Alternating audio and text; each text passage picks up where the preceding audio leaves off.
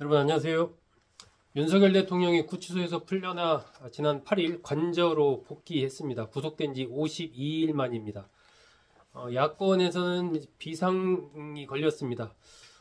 계속해서 이제 탄핵이 마무리될 때까지 전체적인 비상 대기 상태를 유지하면서 날마다 거의 집회를 하는 걸로 이렇게 지금 분위기가 좀 급박하게 돌아가고 있는 것 같습니다. 김경수 전 경남도지사도 탄핵이 마무리될 때까지 단식을 하겠다 또 이렇게 선언을 했습니다.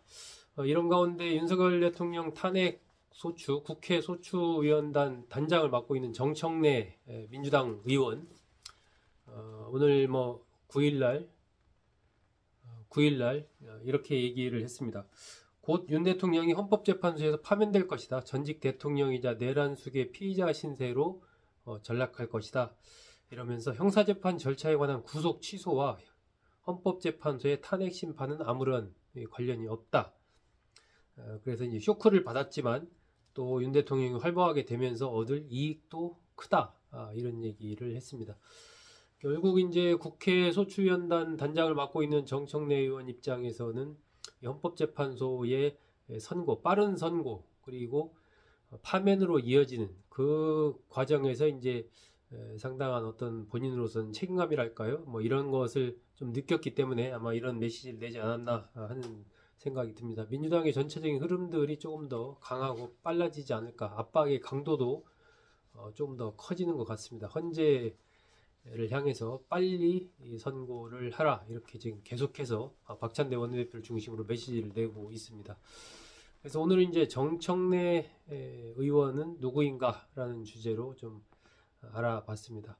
정청래 의원 1965년생이고 충남 금산 사람입니다. 진산면 성막리에서 태어났고요. 현재 마포을 국회의원이죠. 4선 의원입니다. 17대, 19대, 21대, 22대 이렇게 4선 의원. 굉장히 일찍 정치권에 진입을 한 거죠. 하동 정씨입니다. 아버지가 정해일 씨, 어머니는 박순본 씨이고 10남매 중 막내인데 실제로 이제 10남매를 낳았지만 아마 그 중에 한 5명 정도는 홍역이라든지 기타 이런 걸로 해서 세상을 떠나고 현재는 5명 형제자매가 남아 있는 걸로 그렇게 좀 알려지고 있습니다. 배우자가 김인옥 씨인데요. 전남 출신이고 약사입니다. 현재 한일병원에 근무하고 있고 병원 약사회 감사를 얼마 전에 맡은 걸로 제가 신문 자료를 찾아보니까 그렇게 나왔습니다. 두 사람 사이에는 아들이 3명 있습니다. 정청래 의원은 이제 막내인데 어머니가 좀 한 10남매에 나왔으니까 어머니가 아마 좀 안 낳으려고 했던 모양입니다. 그래서 낙태를 시키려고 이제 병원을 2번 찾아갔었는데 그때마다 이 태동, 그 몸속에서 움직이는 기운이 굉장히 강하고 막 이래가지고 어쩔 수 없이 나왔다라는 게 이제 막내 정청래 의원의 출생의 어떤 얘기입니다. 진산국민학교, 진산중학교 다 금산에 있는 여기를 졸업을 하고 대전에 이제 보문고등학교를 졸업을 했습니다. 그리고 건국대 산업공학과를 재수로 8호학번으로 졸업을 했고요. 서강대 북한통일정책학에서 이제 석사 학위를 받았습니다. 종교가 개신교인데 나사렛 교단의 상암교회 권사로 있습니다.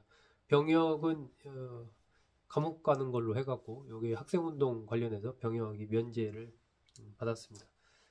1989년도에 이제 미 대사관 관저 점거를 했었습니다. 이제 건국대 다닐 때죠. 그래서 방화 시도를 하고 사제폭탄 투척 이런 걸 했는데 잘 이게 터지지 않고 이러면서 어쨌든 검거가 돼서 투옥을 했습니다. 투옥이 됐습니다. 90년 3월에 집시법, 보안법, 폭력행위 등 처벌에 관한 법률 위반 혐의로 징역 2년, 집행유예, 자격정지 2년을 선고받았고 91년도에 출소를 했습니다. 그 이후에 재수할 때의 친구 양태회 씨와 함께 길잡이 학원이라는 학원을 이제 마포구 성산동 여기다가 엽니다. 주로 이제 초등학교, 중학교 학생들 가르치는 보습학원 성격이었는데 정청래 의원은 거기서 영어를 가르쳤다고 합니다. 한 2년 정도 시점에 직원이 100명에 달할 정도로 뭐 굉장히 학원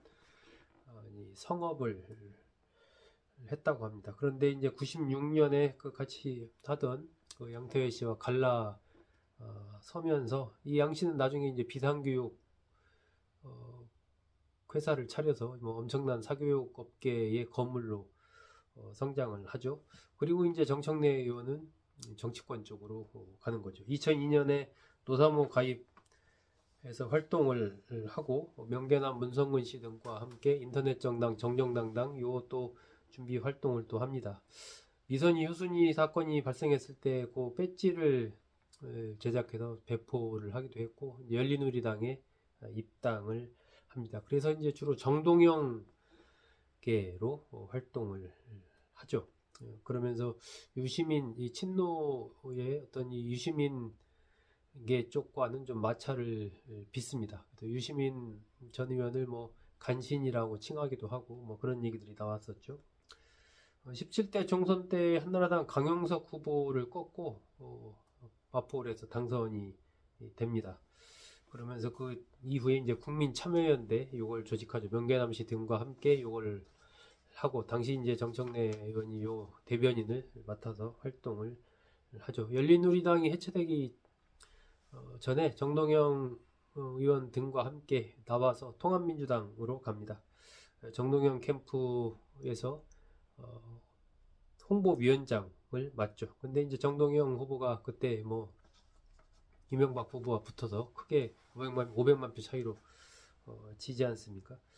2008년 그 강용석 후보에게 밀려서 마포에서 낙선을 합니다. 2012년에는 이제 새누리당 김성동 후보 꺾고 또 무소속 그때 강용석 후보 나왔는데 꺾고서 이때 당선을 하게 되죠. 2015년에 새정치민주연합 최고위원이 됩니다. 그런데 이제 막말 문제 뭐 이런 등등으로 해서 김종인 비대위 체제, 그 민주당에서 이제 김종인 전 의원을 영입해서 비대위원장을 맡기지 않습니까? 문재인 대통령 시절에 그때 그 체제에서 정청래 의원이 컷오프가 되죠. 20대 총선 때입니다. 그래서 그 마포울 지역구에 손혜원 의원이 이제 들어와서 당선을 하게 되죠. 그런데 손혜원 의원이 의원으로 있을 때 목포에 뭐 부동산 같은 걸 사들였다 이런 그런 의혹이 좀 생겼지 않습니까? 그것 때문에 어려움에 처하게 되고 그러면서 정청래 의원이 다시 위원장을 맡게 되죠. 그리고 21대 총선에서 단소공천을 받습니다. 그래서 김성동 상대 후보를 꺾고 당선을 하게 되죠. 그 직후부터 이제 이재명은 대통령이 될 실력과 자격이 있다라고 하면서 이른바 친 이재명계로서 자기 자신을 자리매김을 하게 됩니다. 2022년 8월달 전당대회 때 친 이재명을 천명하면서 수석 최고위원이 됩니다. 2023년 9월달에 그 이재명 대표에 대한 체포 동의안이 국회에서 가결됐을 때 일부 의원들이 당대표를 팔아먹었다라고 이렇게 비판을 하면서 상응하는 조치를 취할 것이다. 이렇게 이제 적극적으로 이재명 대표를 옹호하는 그리고 이른바 비명계를 좀 경고하는 그런 말을 하게 되죠.